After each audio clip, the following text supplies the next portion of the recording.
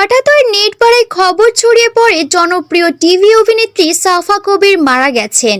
এই মৃত্যুর খবরে পরিষ্কার তথ্য দিতে সাফা নিজেই আজ ফেসবুকে কিছু তথ্য ভক্তদের সঙ্গে শেয়ার করেছেন।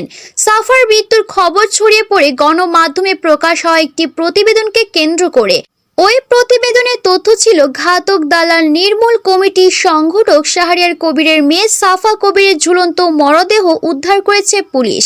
তারকার সঙ্গে নাম মিল থাকায় মুহূর্তে এই খবর ভাইরাল হয়ে যায়।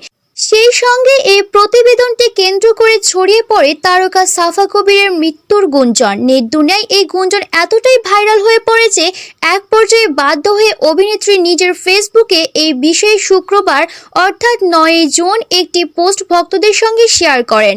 বেলা 3টা 19 মিনিটে পোস্ট করা সেই স্ট্যাটাসে সাফা জানান, অভিনেত্রী মারা যাননি, বরং অক্ষত ও ভালো রয়েছেন। সময় পাঠকের জন্য সাফা কবিরের সে পোস্ট তুলে ধরা হলো। হ্যালো এভরিওয়ান, সবাইকে ছুটির দিনের শুভেচ্ছা। একটি ভুল পোস্টে আমাকে অনেকেই ট্যাগ করছেন। নামের সাথে মিল থাকায় অনেকেই আমাকে নিয়ে দুশ্চিন্তা করছেন। না জেনে এভাবে প্যানিক ছড়ানোটা ঠিক না। এতে আমাকে বিড়ম্বনায় পড়তে হয়েছে, বিব্রত হতে হয়েছে।